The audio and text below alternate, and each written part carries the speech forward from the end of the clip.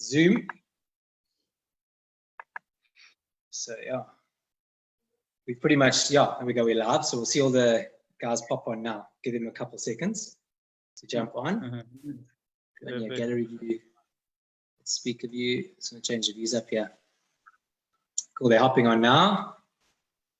So I'm going to try and monitor Facebook at the same time. I don't always get it right. So there's a couple people will comment on Facebook. There's people that will be in the webinar and ask questions as well. And we'll sort of go from there. So you guys just been like, our chat group is flipping crazy. All you eggs doing those that core stuff. Yeah, look, the guys drop their time seriously, eh?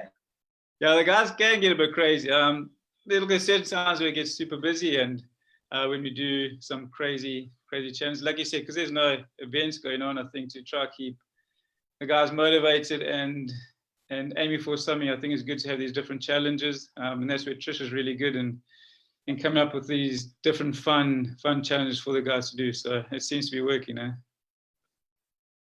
Yeah, and then what was that dress up stuff about? Which one? The one that Trish did, or? Yeah, no, when you guys are all dressed up, you guys are doing, I don't know, some sort of challenge. You were red one day, then you went green, and then. Oh, that's just a fun thing for the community, because we've got the AOT community. It's just fun things for the guys to do as a family. So I think what's important is not just about doing the physical training as a group. We're trying to bring in other things where we bring in everyone's families together doing stuff. And so the focus has been more on community, which is good. So the guys are really drawn to that. So like I said, not just about putting in the training and putting in the hard work, but having a bit of fun as well. I think this time is a pretty serious time, and there's a lot of negativity out of this. So the more positivity we can bring into everyone's lives, then hey, we're up for it. Hey, what a win. So let me just welcome everyone. So welcome to everyone coming in on Facebook Live. I see a whole bunch of you and in here as well in the webinar. If you do want to ask questions, best place to be is on the webinar. So just pop down below on the page and you'll find that webinar link. You can still get into the page. And then, yeah, just throw in some questions on the actual webinar itself. There's a little questions and answers box. And then there's also a chat box. You can use any one of those. Chat box is probably better. And then we'll be able to see those questions and address them as we go. And then on Facebook, I'm going to try my best. If you're on the Fighting 100 page, I'll be able to see your posts. I have Lindsay in the room who's monitoring the Trail Shed page. So you can post there as well. We might just take a bit more time to get there. So yeah, welcome to everyone. And Claude, I think, one other thing is Telkom does sometimes drop this feed. It doesn't like me all the time and decides to, when last week, as soon as we mentioned vegan on the diet one, it bombed me straight away. So, so yeah, if it does bomb, just be patient, hang on there a little bit, and I'll get the feedback up and running as soon as possible. Sometimes it can take up to 5 minutes, but we'll get it right. So Claude, maybe just a little bit about yourself for those that are tuning in that might not know you.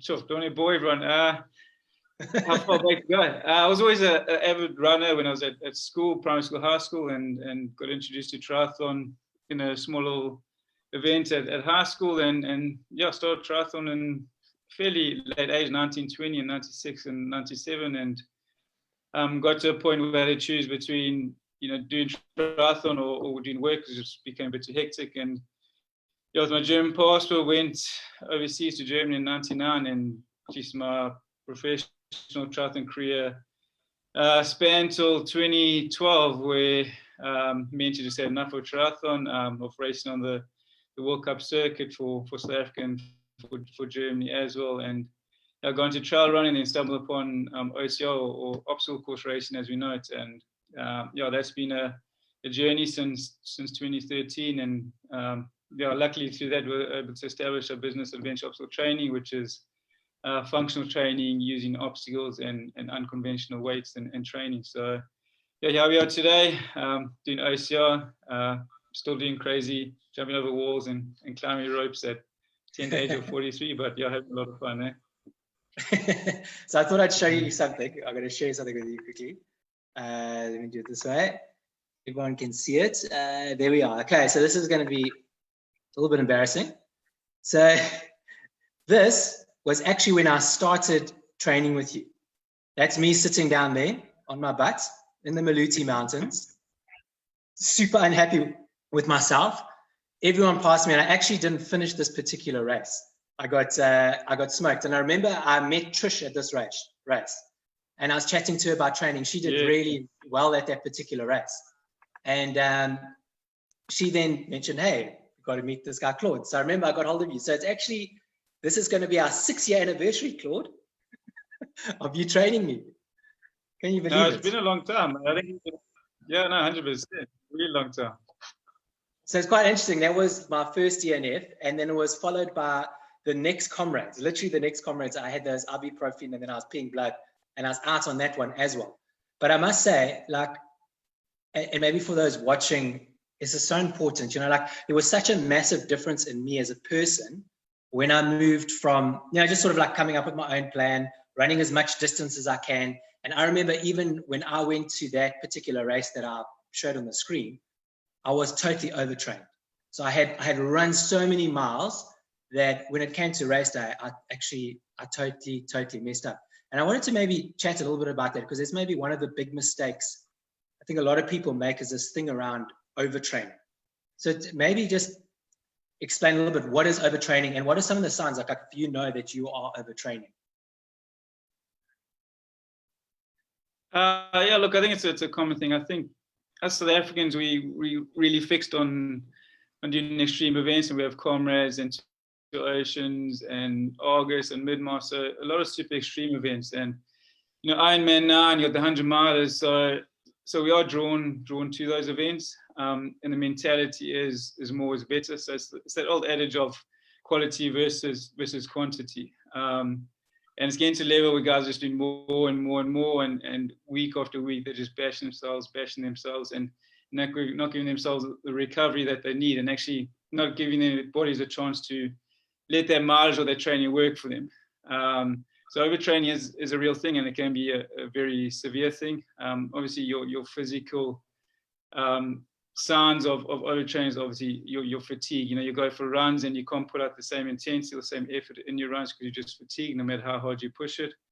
And you just feel super tired and lethargic during the day. And obviously mentally, you're also very, very tired and very down. The best way to sort of track overtraining is obviously your resting heart rate. If your heart rate goes 5 or 10 beats higher than what it normally is, it's a good sign that your body's tired and it's telling you something.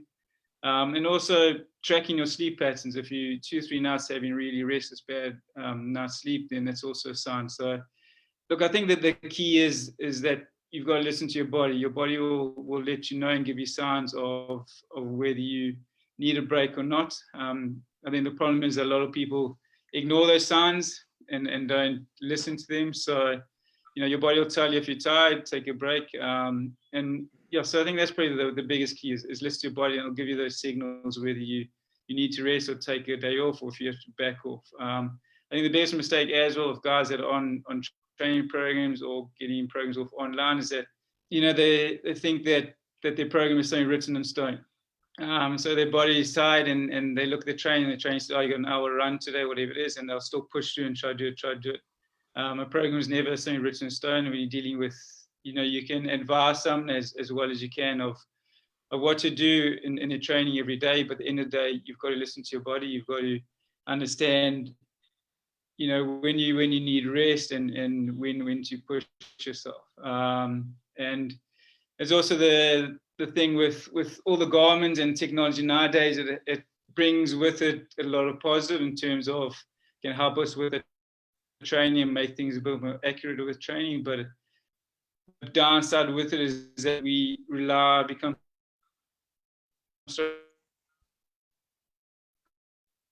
got to look at what does 5 minutes a K feel like, what does 4.5 minutes a K. We don't know that because we're so dependent on our fitness devices. So yeah, that's the best. I think the key thing is listen to your body, get to know your body as well as you can, and it'll tell you when you need rest or not.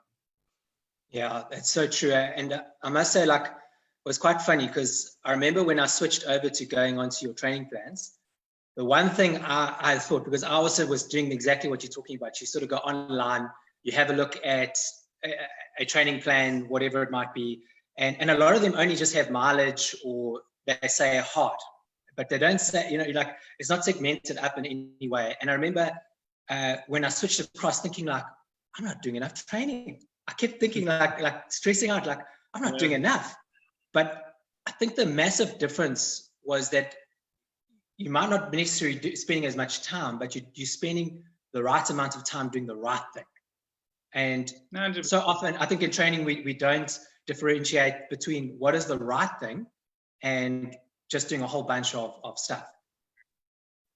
And definitely, I mean, it's a whole thing of when does it become junk miles, and when does it become, like I always tell you, and I tell all the guys that don't chase the numbers. It's not about, okay, I've set out 100 Ks for the week. Now, no matter how I get to it, I've got to get those 100 Ks. So you start just running for the sake of running. I think the aim has to be, there's got to be a purpose behind every session you do.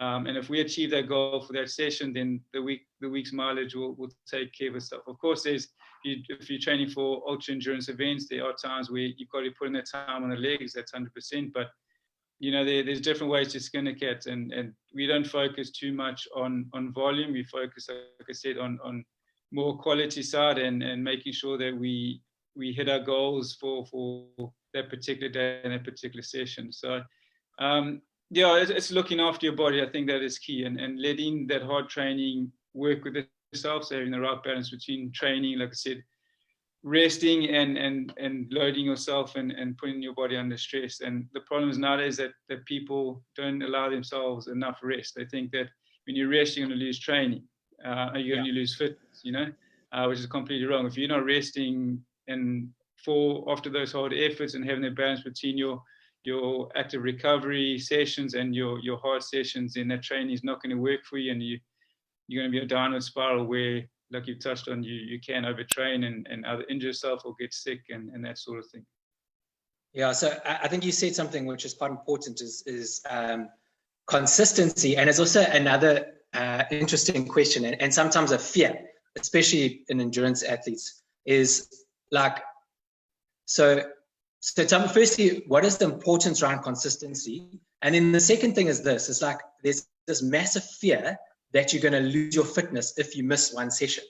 And even to the point where, like, you're running a race and maybe you're not having a great race. And in the back of your mind, you're constantly thinking of that one or two sessions that you might have missed or didn't do properly. So firstly, talk a little bit about consistency, and then also, like, how quickly can you actually lose your fitness?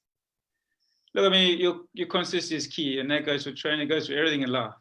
It's all about repetition and doing the correct repetition day after day. And if you got the consistency and you're able to do that day in and day out, then you're going to improve. Problem is the guys that are chasing, for example, big mileage, can put in maybe 1 or 2 days of the big miles, then they're going to be so broke they need to take a day or two break. Then put in a couple of days of big training and day or two break. They're not going to improve. They haven't got that consistency of, okay, rather let's dial that back a bit and maybe do less miles, let the body adapt, and then every week we can lift it a little bit more and get the consistency in. This game, it's the physical side is a small component of it. The mental, emotional side plays even bigger role to your performance and how you're going to perform. So it's an endless battle for me. It doesn't matter what level, whether you're a club athlete or professional athlete, there's going to be those negative thoughts that come into your mind constantly. It's how you deal with those negative thoughts that really make a difference. So, when you get the consistency, you also build confidence, which is super important. You can see the difference when you see an athlete that's super confident and everything seems to be going right for them. They're sort of unstoppable. They're hitting those times. They're hitting PBs, and there's no injuries. There's nothing going wrong. And someone who isn't that confident, they really struggle. They think those pains and that negativity comes up, seems to be highlighted a lot more, and they focus a lot more on those things. So the mental side and the consistency and the confidence you get from that consistency is super important. So it's crucial to get the consistency and allow your body to adapt to training to that consistency. Okay, you said something interesting there. You spoke about and I think sometimes you think this, you look at the elite athletes like even yourself, and you flipping going through those courses and smashing it. But you're obviously also going through these like emotions mentally where you have these negative thoughts. What's your sort of process of dealing with those negative thoughts? That's the work you do in training. I think the you can say problem or issue is that a lot of athletes, when they look at these pro athletes, they see them in races.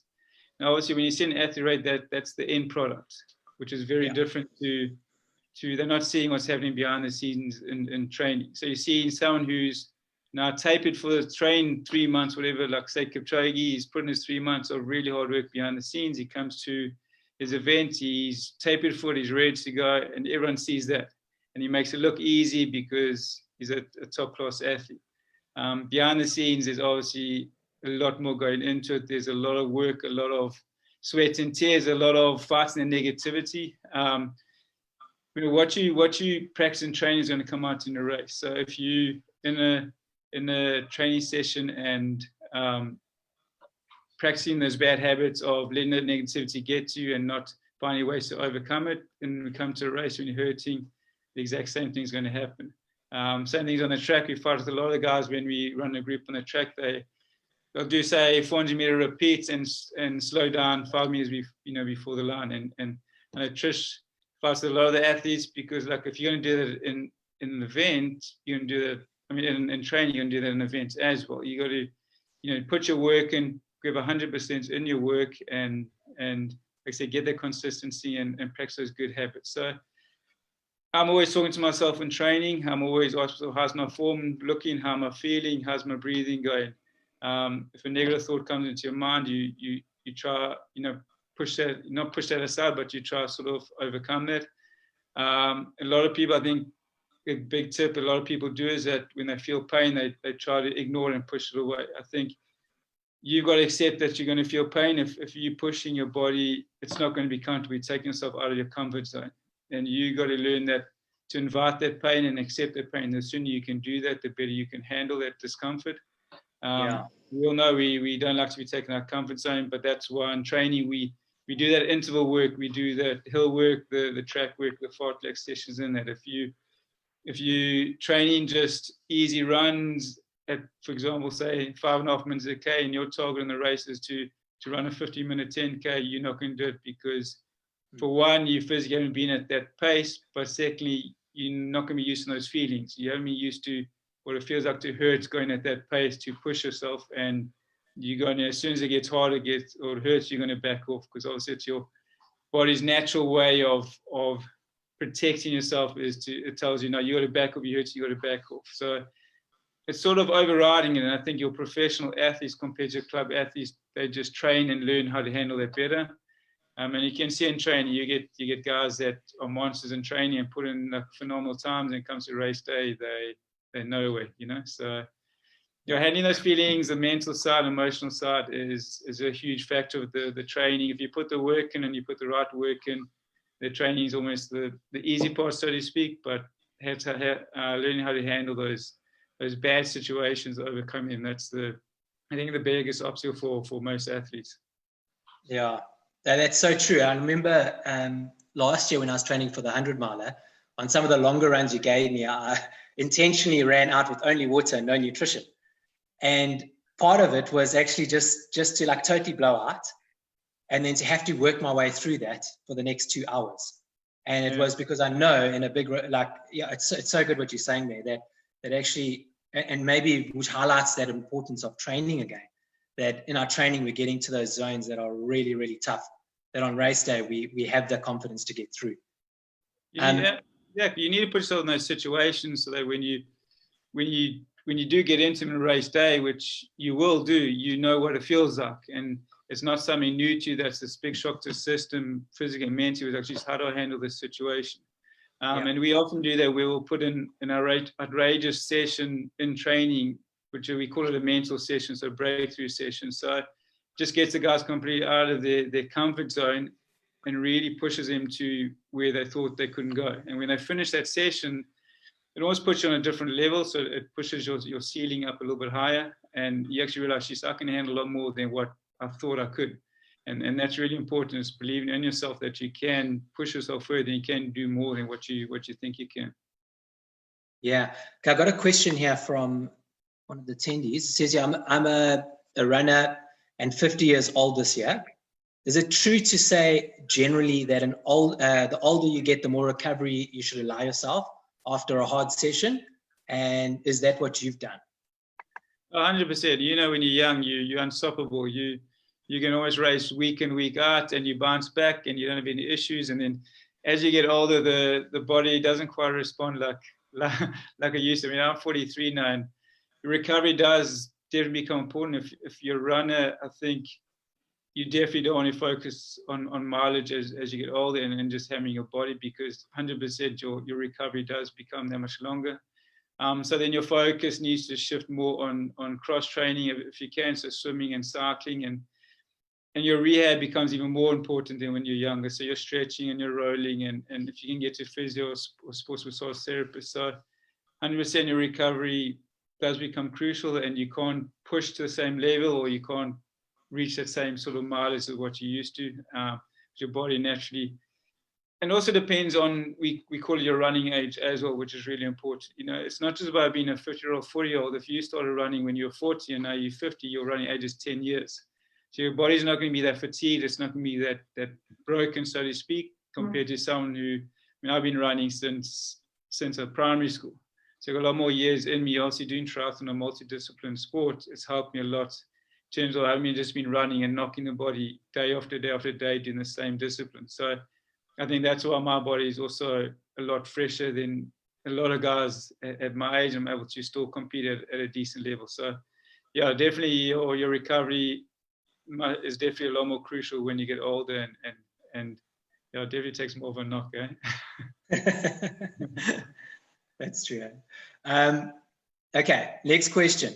So what I wanted to maybe explore a little bit. So what is a good training approach to a big endurance event? So let's say Comrades. I mean, that's the most popular event in South Africa. And yes, the similar stuff's going to apply for a longer, like 100-mile type event.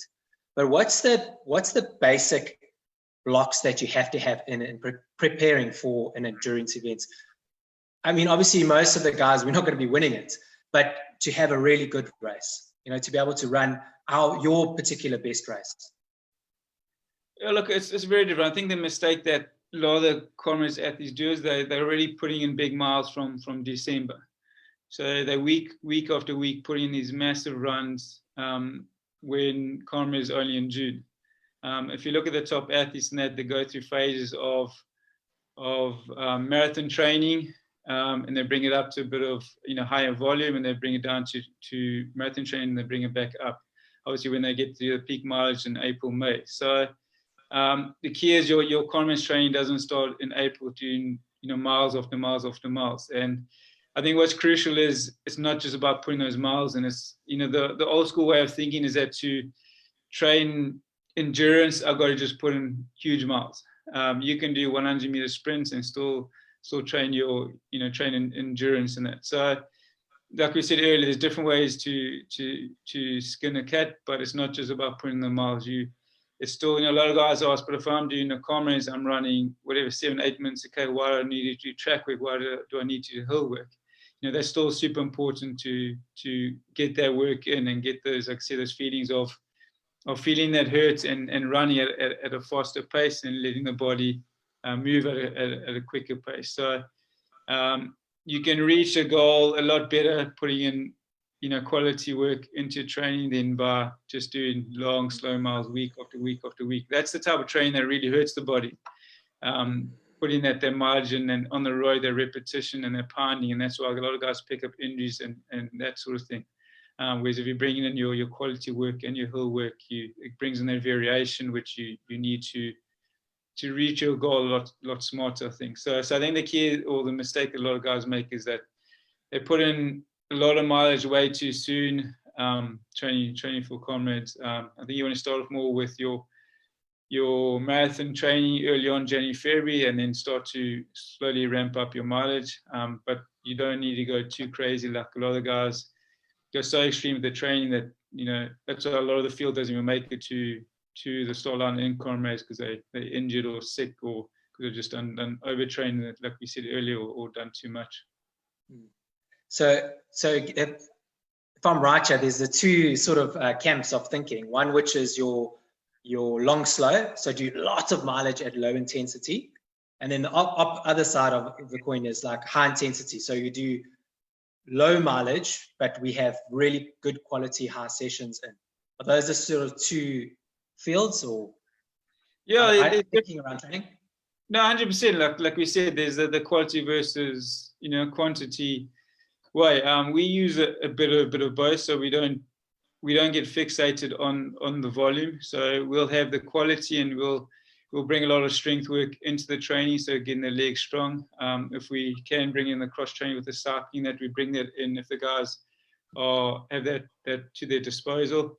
And instead of focusing too much on the weekly or monthly volume, we'll have that quality, and we'll bring in some big runs on certain weekends when we want to hit that. And then it's important when we bring in those big runs, we're not doing it back to back to back to back. So we'll recover from those big runs and let it work for us. And doing our back to back runs, which is also important, of doing two bigger runs back to back. So your body just adapts and gets used to running on tired legs, which is obviously in comrades. We know the race starts from 60K when the body's broken, and that's when the race starts. So the body's got to know how to still keep moving reasonably well if you can after 60Ks of running, and trying to get used to that. So we use a combination of having that quality work and the strength work, and bringing in that volume when we need to bring it in, but having the balance of the rest days to recover when we do load our body a lot. Yeah, I must say, like, I was thinking back on 2018 was probably my worst preparation for comrades. I think I did 400 Ks worth of training in total, and you're supposed to be doing 1,000. And this is what I think you're saying rings so true to me, is even though I only did 400 Ks, I think I just winged the marathon at the time, but it was quality. And even with that 400, I actually finished comrades. It wasn't my best time. It wasn't my worst time, but I felt comfortable the whole way through because really focusing in on those horrible hill sprints and those interval sessions that are pretty intense. 100%. And you're able to recover a lot better because you're not on the road for hours and hours, just hammering it week after week. You're having the balance between your interval work, your hill work, your longer runs, your back-to-back runs, your strength work, your cross training. All of that comes together. I mean, Trish was a pure example. My wife, a few years back, she had an amazing year and then won a lot of the big trail events, Lesotho, and I think she came third overall on the podium. And same thing when I started to coach her, she came from the same mindset of it's all about mileage, typical comrades mindset. And same thing what you went through, started on the program, and the training almost halved what it was. And it was such a leap of faith where it's like a lot of motivating, just trusting the process, because all of a sudden it seems like you're not doing as much work. And she absolutely dominated all these, 6, 7, 8 hour events, dominated them and felt super strong. And we did Enduro European Champs, which is an 8-hour race. So 3 years ago now. So it starts midnight to 12 at night and finishes at 8 in the morning.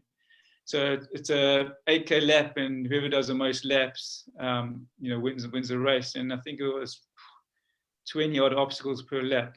And same thing on the same training, we didn't have the legs were super strong, no issues with fatigue in the legs or legs being broken or anything like that. So definitely doing mileage week after week isn't the only way of achieving your goal. I think it's a very old school way. I mean, if you look at the marathon nowadays, it's not considered an endurance event, for the top guys. I mean, they're running in just over 2 hours. So the methodology and their training has changed completely to what it used to be, 20, 30 years ago. But it also used to be just putting the miles. So they're doing a lot of amounts of quality. And yes, it is a bit different to your person doing a 10, 11 hour comrades compared to these guys that are running sub 3 minute Ks for a marathon. But I think your body will thank you a lot more if you're having a balance more with the quality and with the cross training and the strength, like I said earlier, in just killing it week after week. Yeah, it's so true. But I'm going to share something quickly on the screen. You don't know about this one. Let's open this here. Okay, let me get it across here. Not this one. Okay. So tell me about this moment, bud. This for me is just one of the, like, it's such an iconic, amazing photo. I don't know who took the photo, but tell us what happened here. Look, I've been having, there was an Achilles injury that I was suffering with for 2 years prior to this happened. And the year before this, it got really tough. I was really battling when it came to events, to really attack the events and run hard, because obviously the pain in the Achilles. And, you know, I'd race an event and the next day I'd hardly be able to walk.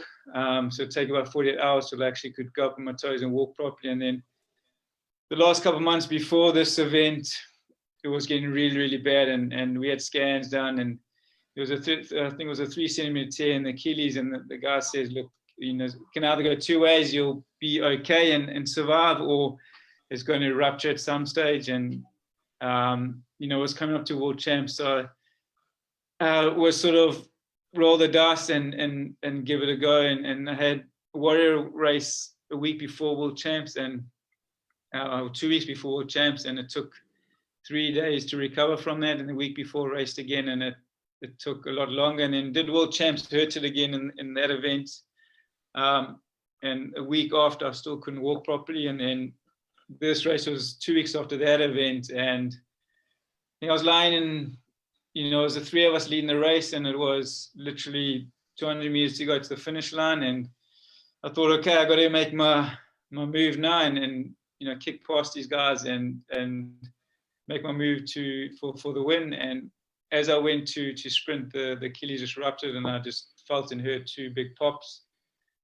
And unfortunately, that was me man down, and luckily Brandon and that, you know, caught up to me, and with 50 meters to go, and they jeopardized their own races to help me across the line. So it wasn't and that was actually going to be the last race of the season.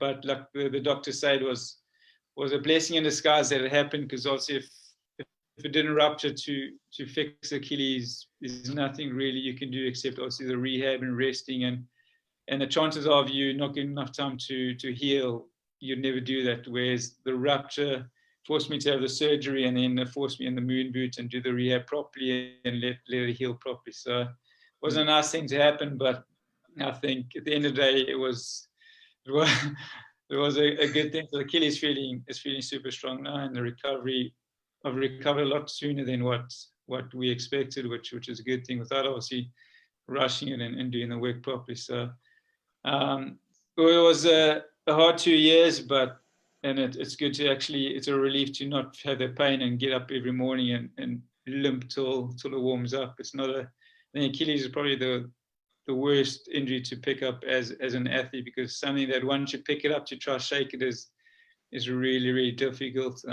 So no, it wasn't a fun experience, but good to be pain free for now. And so I mean, the reason I asked that, I mean, I love that photo. I think that's probably the feeling that goes through everyone's heart when they're training for some sort of event and something happens, you know, like it's absolutely devastating. But let's talk about recovery. So, I mean, there's lots of guys that have had injuries, that are going through injuries, and now getting back onto training. So how do you get through an injury like that? What do you look for? How do you rebuild? How do you start again? Well, firstly, injuries, being sick, having bad races, unfortunately, that's part of the game, and that's something we've got to accept. You know, you can't have amazing races all the time. You're going to have those races where you feel terrible or something goes wrong, and that's just part of it. It's something you got to accept and you got to work through. I think in those situations, like in my situation, or people who have had serious injuries, is you got 2 options. I always tell everyone, you can either curl up on a ball and feel sorry for yourself, or you can say to yourself, how can I make the most of the situation? How can I work on my weaknesses? How, you know, there's always something you can work on. There's always something you can improve on. So I think firstly, that's the biggest thing. Yeah, recovery from an injury, we all impatient. I think as human beings, we're impatient people, and we want results now, and we're not willing to put in the work. And unfortunately, when you get an injury, your rehab is super important. And the downside is that your rehab training is your slow, monotonous, tiresome, boring work, which none of us like to do. And I think that the hard thing with it is that we're so used to pushing ourselves and hurting and training and feeling that pain and sweating and hard that, you know, you do this rehab stuff and it's almost like you're wasting your time because you're not hurting, you're not really sweating that much, you're not feeling any pain. So you question yourself whether this is actually worthwhile. And we do it for a while, then we give it up and, you know, I'll just rest. But I think the key with injuries and training is that when you're pushing your body and you push on the limit, you're going to pick up little niggles. I think it's inevitable. But I think the key is when you feel something get tight or feel a niggle, sort out straight away. I tell everyone, don't delay it and say, I'll see how it is tomorrow. I'll see how it is tomorrow, because you do that, and before you know, it's a week, 2 weeks, a month down the line. And that little niggle or something that was a little bit tight now becomes an issue and becomes an injury, and you're out for however many months or weeks. So, except you're going to feel niggles, your rehab and maintenance is super crucial. I think that's also the thinking that a lot of guys get wrong with professional athletes, is that they see a professional athlete and see if I didn't have to work and had, you know, all the time in the day to train, I'll train the whole day. It's like, no, you're pro athlete. Yes, they're doing a lot of training, but all that extra time they got during the day is put towards, you know, eating the right foods, their rehab, they foam rolling, they you know, doing the stretching, they're getting the massage done, they're getting obviously sleeping with the recovery. Nowadays, there's no secrets in training, you know, with training technology and what's out there nowadays, it's all about at that level eking out, you know, 0.5% to 0.5% there, and that comes from your rehab, that comes from looking after your body, and that's where as more an amateur or club athlete is super important, is that we'll do our run, hop in the shower, eat something, and we're done. So we don't put that time aside to try and stretch or roll a bit or look after the bodies. And I always say to you guys is that you've always got to be looking at how can I be in the best shape that I can be for my next session, for the next day. If you're looking after your body after today's session and you've done all you can, if you have to ice, if you have to roll or stretch, you're going to be in better shape for the next day to be able to put in more effort and to be able to put in a better session. And then naturally you're going to get more rewards out of that session, and you keep doing that consistently day after day, week after week, month after month.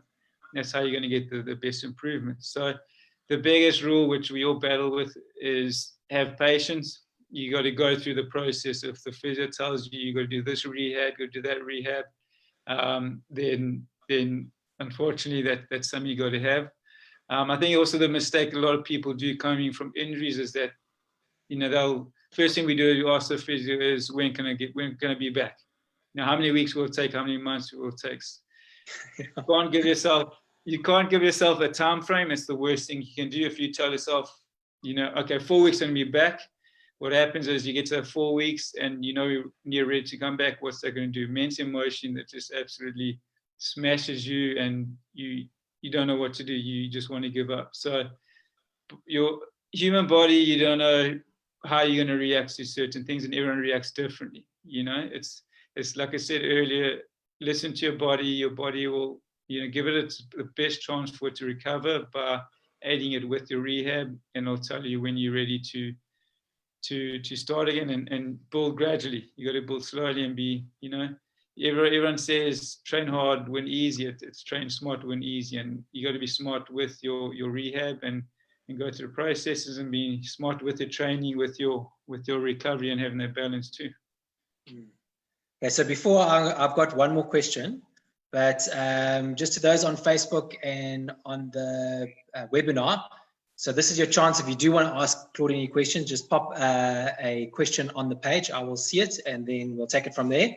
Otherwise, this will end up probably being the last question. But So going through that whole recovery process, has there been like any shift or change in your thinking around training as a whole?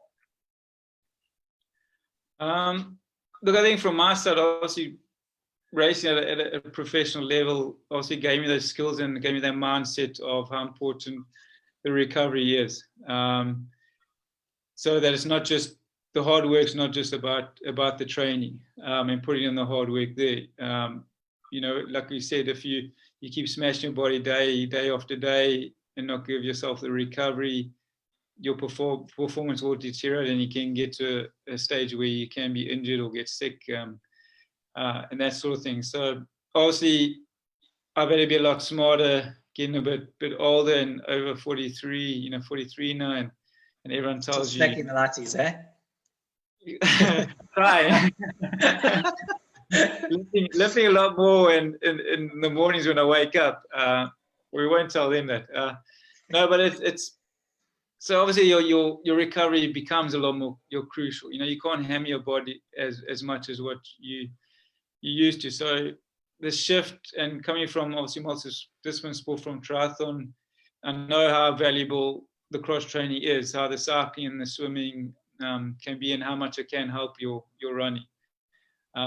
So I know I can't put in the same amount of mileage as what I used to be, but I know that my times I'm running now aren't that far off to what I used to. Obviously, it's not the same because the speed naturally deteriorates as you get older. But my strength is good. My race pace is still really good, and I think that comes from being smart and not killing the body as much as what I used to. And I think mentally also not being so hard on myself in terms of if you do miss a session, or, you know, listening to the body. If it tells you, look, you're really tired and the signs are telling you that you need to back off for a bit, then not ignoring those signs. And also I think it's important is understanding the difference between a good pain and a bad pain. Yeah. Obviously, when you're training hard, you're going to be sore. The muscles are going to be sore because you're pushing your body. But then understanding that if something's a bad niggle, or there's a sharp pain, or whatever the case may be, then understand that, okay, maybe this is more than just a training fatigue type of pain, but it could be something that can become an issue. So also understanding those differences. So like I said, the better you can understand your body, and the more you're going to get out of it.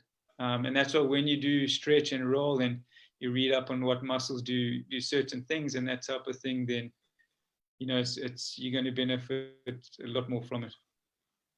Okay, there's a question here. Nice, this is a good one. This is the one that got me cut off from Telkom last week, so let's hope it doesn't happen. Are you a vegetarian like most top athletes seem to be these days? How more important has diet become to you as you've got older? I think it's a great question. No, definitely not vegetarian. Definitely a meat eater. I know there's been a lot of hype on it with the shows on Netflix and all that sort of thing. And they got a lot of guys jump on the bandwagon of that whole thing. I've got nothing against vegetarians. We follow more of a keto style diet, just similar to banting, but it's more geared towards athletic performance. So it's your high fat, low carb. So you look, as a youngster, I never really followed too much of a diet. I think you're burning so many calories back then. And the understanding of diet wasn't that high as it is now. So you almost thought, I'm burning the calories, I can eat whatever I want. So we're training on a low carb diet, we eliminate obviously a lot of the acidity and a lot of the sugar in our diets. And we all know that sugar is the number one killer where disease grows and where we get sick in that. So the more sugar you can cut out of diet, which all your simple carbs and all that carries all of that, then the better. And we find that for endurance events, it works really well. Like I said, for our 8-hour events, and when I ran a marathon last year or the year before, didn't have hardly any water the whole marathon and didn't have breakfast, and because now you adapting your body and teaching it to burn your fat stores and not rely on glycogen stores, you're able to just last a lot longer. which like I said is important in endurance events. So also feel just a lot more energy, and mentally you're a lot more focused. So yeah, I think that's the biggest thing. The diet is cutting out the carbs and cutting out those basic sugars and fast foods and all of that, and eating healthier. Yeah, so vegetarian nut, we're definitely still getting the meats and we're getting the fats, but the biggest thing is cutting out the sugars and the sweets and the basic carbs.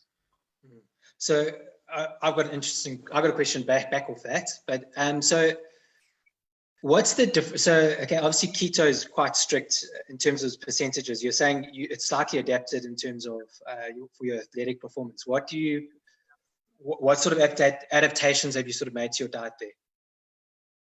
Look, we used to eat the normal conventional way of carbs, so your potatoes and rice and pasta and breads. So we've sort of cut out, we eat sort of low carb breads and more low carb alternatives. So we don't eat, your potatoes and your butternut and rice and that sort of thing, and pasta. So a lot of people ask the question, but then, what can you eat? You're eliminating this food group, this food, this food, this food. But if you actually look at it, all you're doing it's a shift in what you're eating. If you look at what you're actually eating, you don't eat from a great array of foods. You eat from a certain, food group, eat a lot of that. So all you're doing is shifting from eating that group and shifting to eating this group of foods. So it's a different shift in thinking. It's a different way. I mean, I used to do it before we knew about banting and knew about low carb and all of that. We used to train on a faster state, and training on a faster state, it's the same principle of teaching your body to tap into your fat stores and not rely on your glycogen levels, so that you can go for longer. So it's been around for a long time before all the crazes of banting and all this came out. So and having that balance, you look. Keto, they say 50 grams of carb a day, but then it's also very personal to you. You might be a lot better on 80 grams of carb a day or whatever it is, and you can go as scientific as you want by weighing food and measuring food. But I think what's important at the end of the day, you've also got to live. Diet is important, and there's a lot of sugar, unfortunately, in our foods today. Compared to 30, 40 years ago, there's no sugar in everything. Even what you consider healthy is packed with sugar, and this is low fat, and people think, they associate fat with being bad, so they go for a low fat product which has been replaced, the flavor has been replaced with sugar and all of that. So I think the key if the more sugar you can cut out of their diet, then already there you on a winning streak already. Yeah. And you were talking about recovery earlier, because I've only been doing half fat, I think now for 2 years.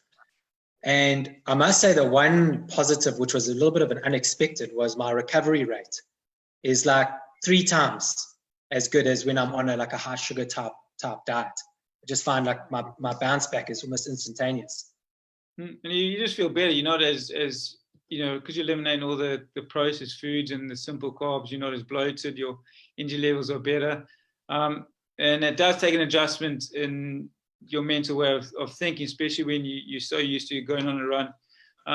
Remember your marathon a couple of years ago when, you felt super strong in your marathon, you still went and took a goo at the end just because mentally you thought, I'm going to blow. Because you're so used to taking the gels every 30, 40 minutes just to keep your glycogen levels up, that now, trusting the process of, okay, I don't need those things to keep sparking me. I don't need the sugars to give me more energy, because I'm tapped into a fuel source, which are your fat stores, which are going to last you way, way, way longer, so you don't have to keep topping up because your body's adapted now. Yes. So it's super interesting, and until you do it and actually doing a long endurance event, and you realize she's actually, I'm not putting myself in diabetic states continuously throughout the race or workout or throughout the day, because I'm, sparking myself with high glycogen foods or that sort of thing. So Look, it works for us. It doesn't work for everyone. It's finding what works for you, whether it's vegetarian, whether it's vegan, whether it's banting or whatever it is. But I think no matter what diet you go into, I think everyone will agree that sugar is what causes everyone's trouble. Sugars and fast foods and your simple carbs, where, yeah, like I said, that's where all your disease grows and why you get sick and all the acidity in the body. Yeah. Absolutely. Well, Claude, it's been an absolute, good, awesome time chatting with you. Thank you for taking the time. Much appreciated. And I look forward to our challenge of 100 miles, hopefully by the end of the year. So I'm going to have to get creative around some training.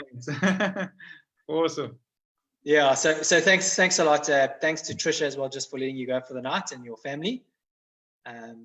It's been a great, very informative chat. I really enjoyed it. Thanks, Shaun. Appreciate it. Thanks for having me. Thanks, my man. Cheers. Okay, bye.